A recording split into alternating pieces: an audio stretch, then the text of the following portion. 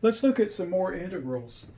As we looked at these general bases, we see how we can compute derivatives, and when it comes to antiderivatives, we're just working the formulas backwards. Now again, sometimes it's maybe more beneficial to commit to memory some of these formulas because they're fairly simple. For instance, if you have the integral of a to the u du, what would be an antiderivative formula for that? Well, you could first change the base to the natural base.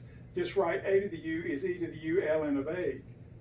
And then you're thinking, well, you know e to the u du, but when you take the derivative here, you've got an ln of a that you don't have with the du. So of course you can put that constant in here and pay for it, and now this is table ready. This is just e to the u du. And so now, when you take the antiderivative, then you've got the 1 over ln of a, e to the u ln of a plus c. But then, of course, you can replace e to the u ln of a with a to the u, and you have an antiderivative formula. So again, it's really up to you. You can always change the base yourself, work it through, or you can commit this to memory, maybe to save a little bit of time.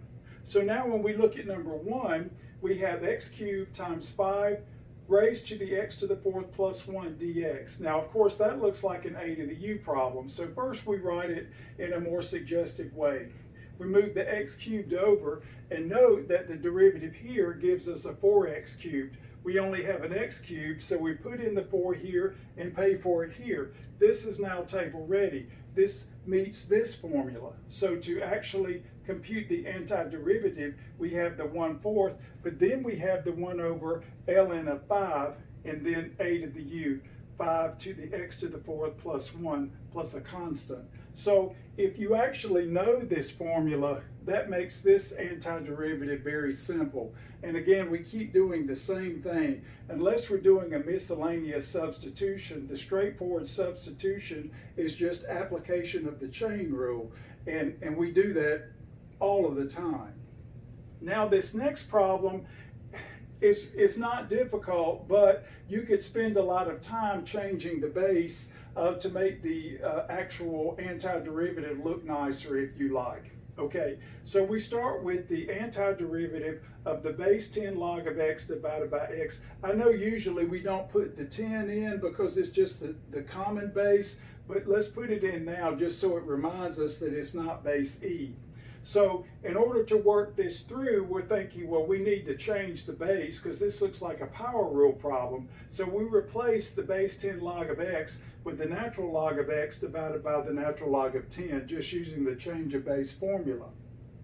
And now we pull the 1 over x over, and then we factor this constant, the 1 over ln of 10. But now, of course, this is power rule because the derivative of ln of x is just 1 over x. So we've got u du.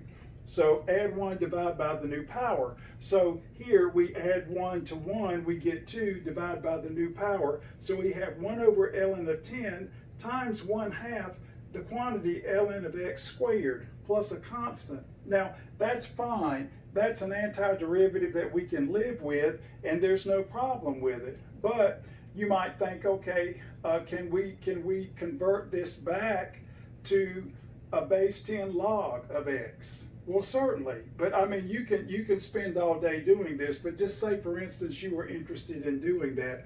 Now, first, what we see here, we just want to move the 2 over here to get it out of the way, and we're going to replace ln of 10 with the base 10 log of x divided by the base 10 log of e. Change ln of x to base 10. Okay, so we've done that. Now this part, the numerator here, the base 10 log of x squared, we just pull right over here. But now what we want to do, again, chasing ourselves in a circle, we're going to convert this back to base e. So now, and you're going to think of flipping this around, this would be natural log of e divided by natural log of 10, and flip it. So that gives us this squared.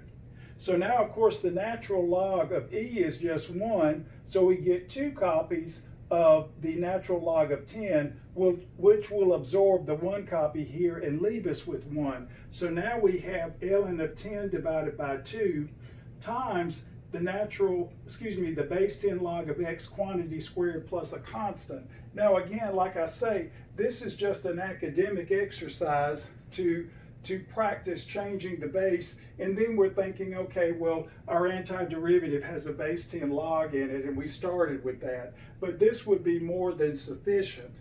This just basically tells you that functions that possess the same derivative differ by a constant, and they don't necessarily look alike. So we're going to be confronted with that, and you will be confronted with that as you continue your study in math and engineering. And we are done.